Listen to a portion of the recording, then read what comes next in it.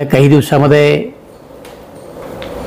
नव्यानं निवडून आलेले खेड तालुक्याचे आमदार काही चुकीच्या बातम्या समाजामध्ये देत आहेत, न केलेल्या कामाचं श्रेय घेतात आणि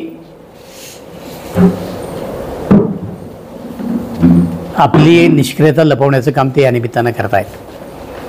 ज्या गोष्टी होऊन गेल्या त्या सांगतात ठीक आहे, मंजूर त्यांच्या काळात झाल्या असतील, पण मीच प्रयत्न केला तर काही शून्य प्रयत्न केला. 1950 कोटी रुपयाची चाचकामांची प्रमा घेतल्यानंतर त्याच्यामध्ये खेड तालुक्यामध्ये जी कामं आहेत ती आपण अगोदर सुचवलेली आहेत आणि ती कामं सुचवल्यानंतर त्याला 1950 कोटी रुपयाची प्रमा मिळालेली आहे. त्याच्यामध्ये ज्या ज्या ठिकाणी कालव्यावर पूर्वी बैलगाडीचे लोखंडी पूल होते ते काढून त्या ठिकाणी साखो पूल बांधायचे. त्याचबरोबर कॅनॉलची गळती मोठ्या प्रमाणात आहे, त्यामुळे अनेक शेतकऱ्यांचं नुकसान होतं, त्याला अस्थिरीकरण करायचं.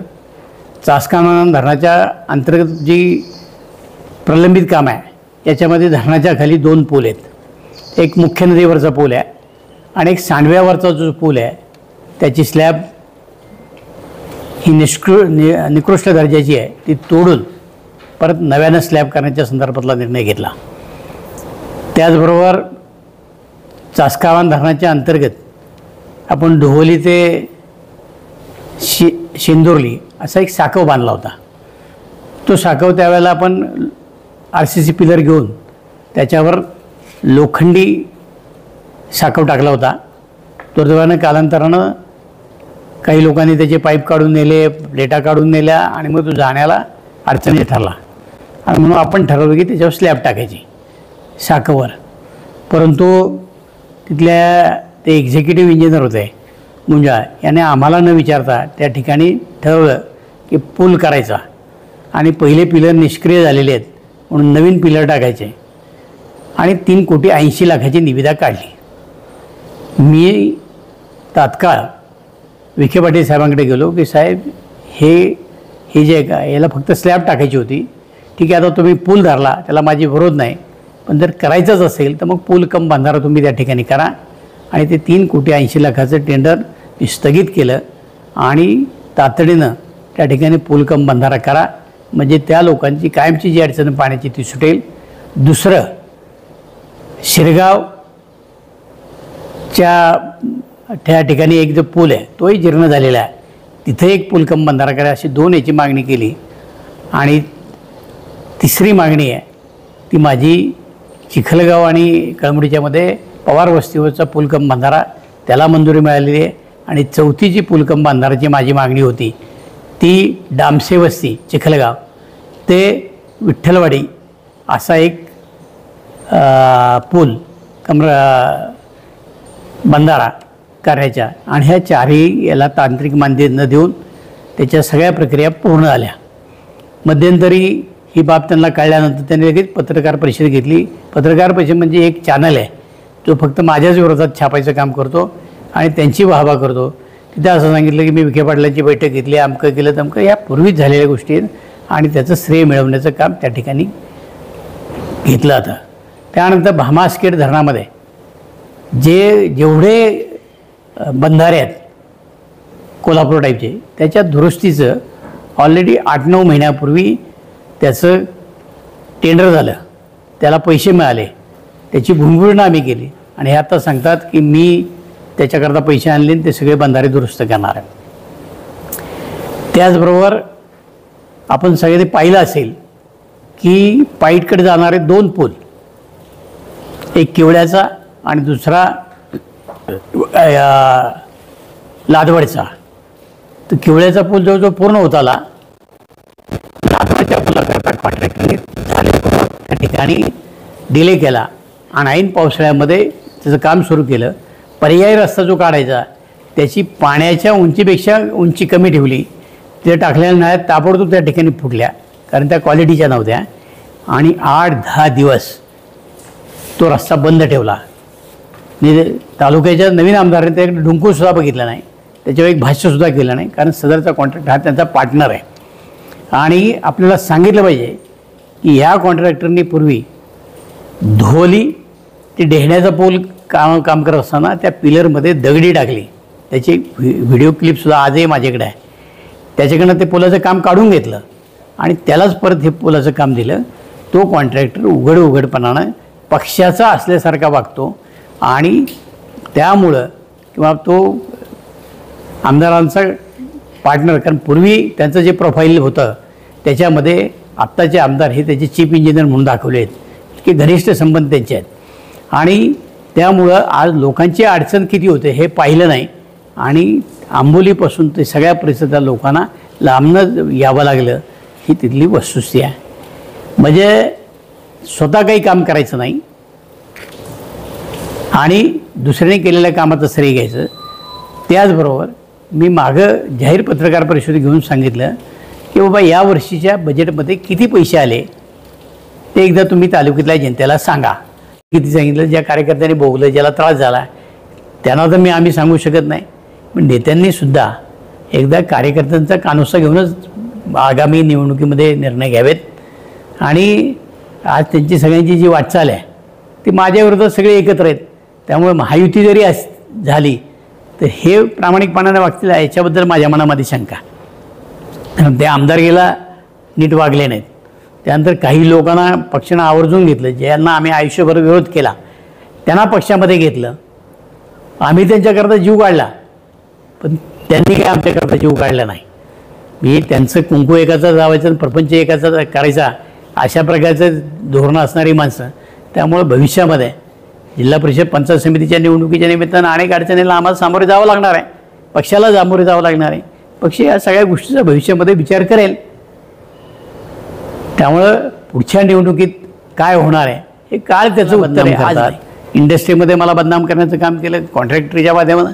मग आता याचे सगळे नातेवाईक हे कॉन्ट्रॅक्टर आहे, त्यांनी सांगावं की दिलीप मोहितेला चहासुद्धा पाजला का.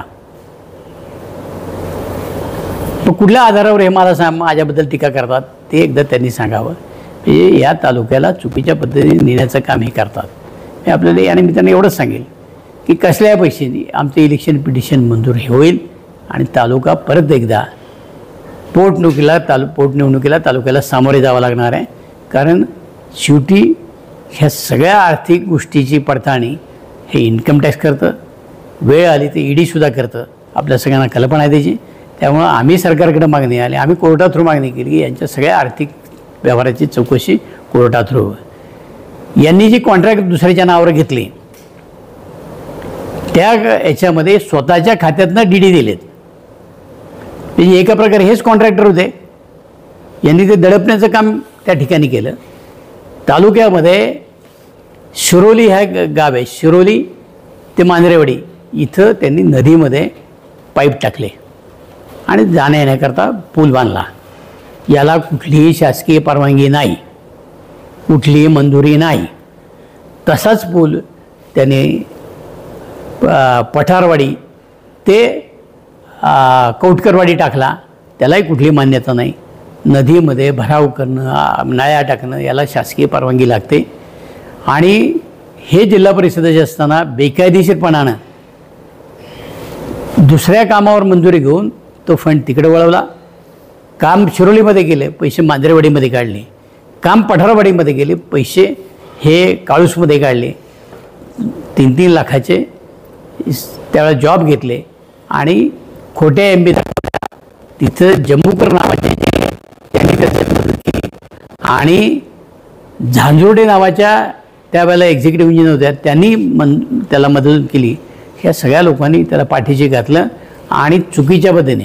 आता तिथं लोकांची अडचण होऊ नये म्हणून आम्ही प्रशब्द बोलला नाही की बाबा पलीकडे लोकांच्या शेती आहे, मधला मार्ग आहे, परंतु चुकीचं काम करून त्याचे पैसे काढले आणि तिथं असं भासवलं की मी स्वनिधीमधनं केलं. हे स्वनिधीमधनं केलेलं नाही. त्याची जाहीर आम्ही चौकशी लावलेली आहे. त्याची चौकशी होईल, सत्य लोकांच्या समोर येईल. एकही रुपया टाकला नाही. उलटं गावाकडनं लोकवर्गण्या गोळा केल्या. काही लोकांना त्या ठिकाणी त्यांची मदत घेतली, त्यांनासुद्धा परत आज पैसे परत केलेले नाहीत. आणि मात्र श्रेय घेतलं की मी पूल बांधला.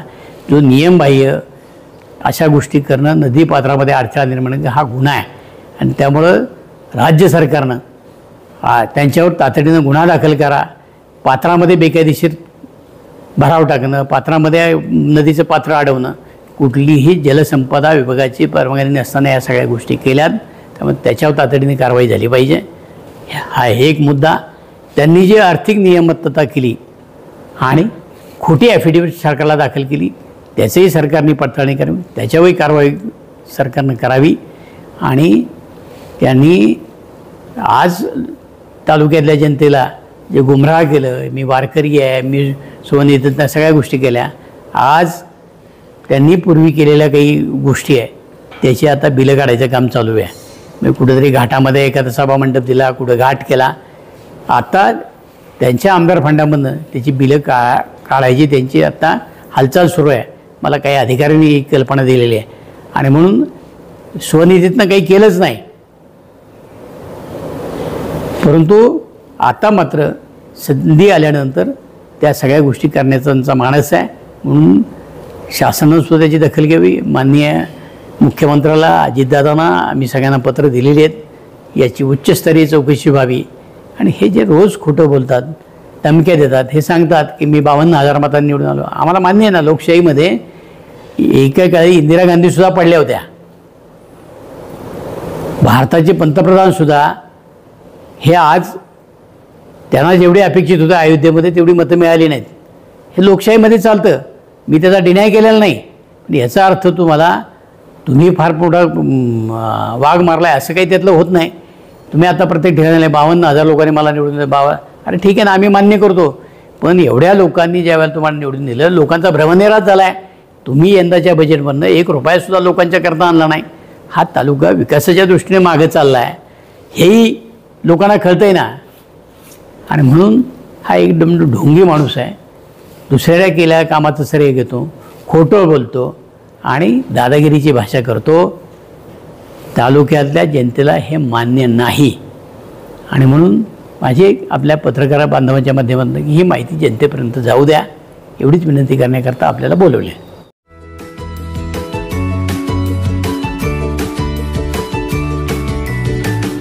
बातम्या शेतीच्या, बातम्या मातीच्या,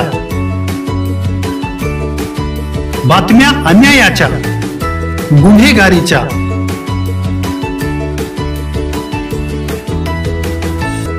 राजकारणाच्या आणि समाजकारणाच्या, शोषणाविरुद्ध बुलंद आवाज, जनसामान्यांच्या हुंकाराची गाज, सत्कार्याला प्रोत्साहन, दुष्कृत्याला अनुशासन, निर्भीड, निस्पृह, सडेतोड, बेधडक आणि रोखटोक म्हणजेच विघ्नहर टाइम्स. शोध बातमीचा, ध्यास सत्याचा. आपलं चॅनल, आपली बातमी. सबस्क्राईब तर कराच, पण बेल आयकॉनवर क्लिक करायलाही विसरू नका.